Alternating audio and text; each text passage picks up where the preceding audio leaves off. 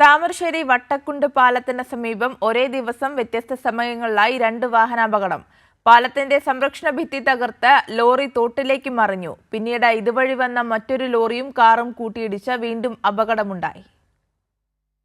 രാത്രി 11:45ഓടെയാണ് താമരശ്ശേരി വട്ടക്കുണ്ട് പാലത്തിൽ ആദ്യ വാഹനാപകടം ഉണ്ടാവുന്നത്.